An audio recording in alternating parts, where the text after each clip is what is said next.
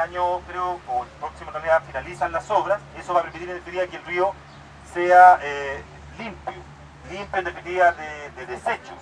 Pero como hemos señalado y reiterado, no va a dejar de ser café, no va a dejar de ser oscuro porque efectivamente eso corresponde a las características hidrológicas y topográficas que se mueve el río, digamos.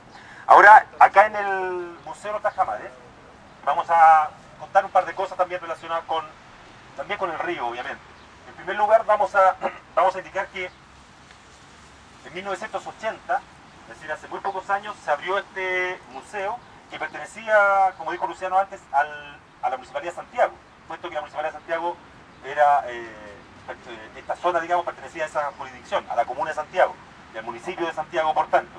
En 1982 hubo un cambio, ¿no?, en la región metropolitana, y desde esa época entonces este museo pasó a depender de la comuna de Providencia.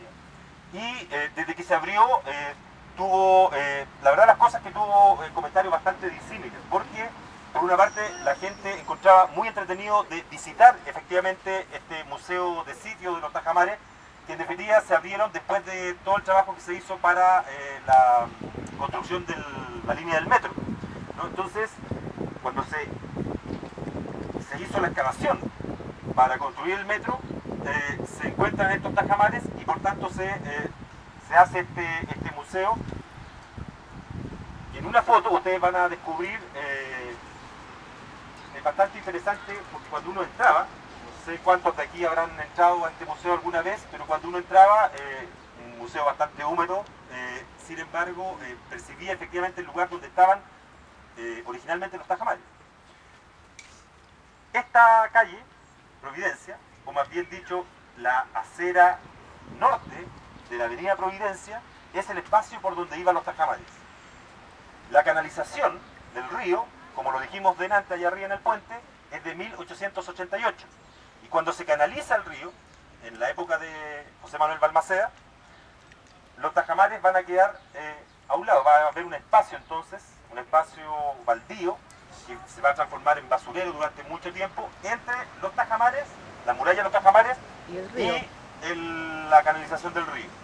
Y ese espacio es el que se va a ocupar en 1930 para hacer el parque, actual parque Balmaceda, así como se hizo antes con el parque forestal, ¿no? Entonces se rellenó y se construyó, se diseñó este parque. Ahora, para insistir con los Tajamares, y los que estuvieron allá arriba del puente y miraron hacia el poniente descubrieron, o pudieron percibir, tal vez no por primera vez, pero es bastante fuerte descubrir esa curva que hace el río en la zona de la Plaza Italia, Plaza Baquedano, ¿no? Es una curva bastante pronunciada. Eso hacía que en épocas de fuertes lluvias, o en épocas de hielo bastante grandes, el río bajara de manera muy torrencial y obviamente en esa curva siguiera muchas veces derecho, por lo que es hoy día la Alameda. Y después más allá entraba incluso por la calle Santo Domingo, por ejemplo, en definitiva inundaba toda la ciudad. El casco histórico de la ciudad, como hemos dicho muchas veces, estaba contrañido al espacio que está entre el Cerro Santa Lucía, lo que es hoy día la calle San Martín, Amunátegui, la Cañada, es decir, la Alameda, y el río Mapocho, ¿no? Y ese casco histórico, en la época colonial, era el lugar de la ciudad en definitiva que sufría los mayores efectos de las inundaciones. Inundaciones, obviamente, o épocas de inundaciones hubo muchas. 1800, por ejemplo, 77, en 1877, cuando ya estaba por canalizarse el río, hubo una riada, es decir, una época de lluvias realmente notables. Fíjense ustedes que aquí tengo los datos. En abril del 1877 cayeron, en el mes de abril, solamente en el mes de abril, 100 milímetros de agua, lluvia. Abril, 100. En Santiago, hoy día, promedio, son 300 milímetros, 300 al año, en 12 meses.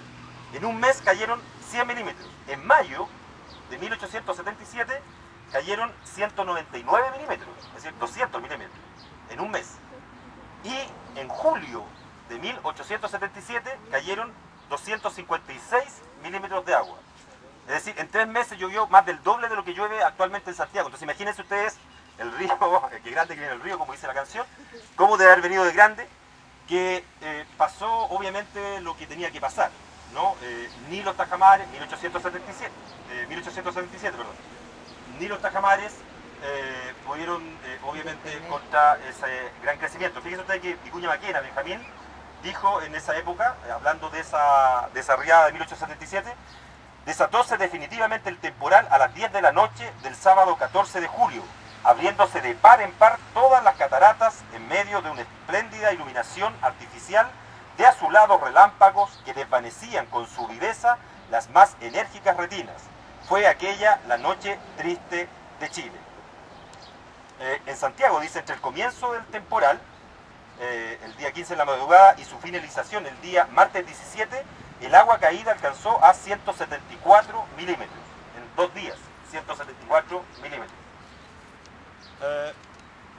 Mucho antes, en 1783, es una fecha realmente significativa para los tajamares porque la inundación de 1783 fue la que en definitiva alertó a las autoridades de que todas las defensas que se habían construido hasta el momento no servían y que había que hacer unos tajamares definitivos, y ahí se empieza entonces con la idea de rescatar los planos que había hecho el ingeniero Badarán, por ejemplo. Se encomienda a Joaquín Toesca precisamente la construcción de estos tajamares. 1783. Fíjense ustedes que ese año, el 16 de junio, el historiador y militar español José Antonio Pérez García, que estaba presente acá en Santiago, en su Historia de Chile dice lo siguiente: en el mes siguiente a la paz, se refiere a la paz entre España e Inglaterra, hubo una gran avenida del río Mapocho. Fue como precursora de ella una mediana, el 3 de junio, pero la del 16 dejó afuera a cuantas la habían precedido.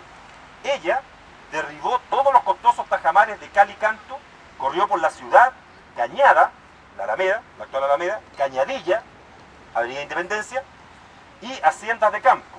Postró edificios, inundó todo el monasterio del Carmen Bajo, Independencia, derribando un ángulo, obligó a las religiosas a que, rompiendo una pared, se saliesen bien mojadas por un agujero. Gracias a Dios, que como a las 10 del día 17 cesó el viento norte y empezó a correr el sur, y por consiguiente fue en disminución el agua. Refiere este historiador español lo que ocurrió con el convento de San Rafael o del Carmen Bajo, que se llamaba, que está en Independencia, que dio origen a un texto que se considera el inicio de la literatura femenina en Chile. Una de las religiosas, Sor Tadea García de la Huerta, que adoptó como nombre el de Sor Tadea San Joaquín, y escribió un romance que tituló Romance o relación de la inundación que hizo el río Mapocho de la ciudad de Santiago de Chile en el monasterio de las Carmelitas, titular de San Rafael, el 16 de julio de 1783. Así decía la primera impresión de ese libro escrito por esta monja, con un error, dice 16 de julio, y en realidad los acontecimientos fueron el 16 de junio, un error de imprenta. Pero es el primer texto literario femenino en Chile, considerado, y Sor Tadea ha sido realmente reivindicada en los últimos años, recientemente, sobre todo por las historiadoras y gente del movimiento feminista. Una estrofa de su romance, de su relación, dice: qué confuso laberinto, qué Babilonia de afectos, qué océano de congojas, qué torrente de tormentos combate en mi corazón, queriéndose a mi pecho nueva palestra de penas, de martirios, teatro nuevo, al relacionar el caso más lastimoso y más tierno que en el asunto menciona en sus anales el tiempo.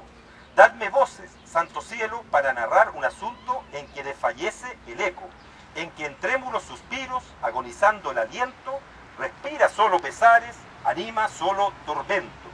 Parecía que Neptuno, dejando su antiguo puesto, se difundía en las nubes, sin mirar en su respeto, y liquidando los mares, juzgó que del firmamento llover océanos hizo para nuestro sentimiento, pues de este modo se hacía más caudaloso y violento el gran Mapocho que corre a la frente del convento, el cual, compitiendo ya con rápido movimiento con Ebros y Manzanares, y al Nilo aún llevando resto, su sonido era aterrante al más impávido aliento.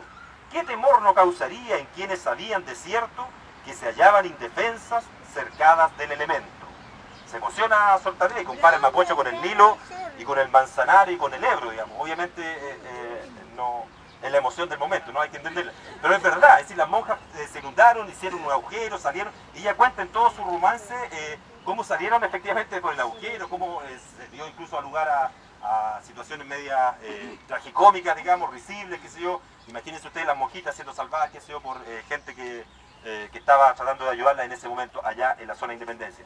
Esas son algunas de las inundaciones que provocaron entonces efectivamente la construcción del tajamar, de los tajamares de Mapocho. La última, tal vez, inundación grande provocada por el río, tal vez la última salida de madre del río, fue la de 1982, ¿no? En julio, si mal no recuerdo.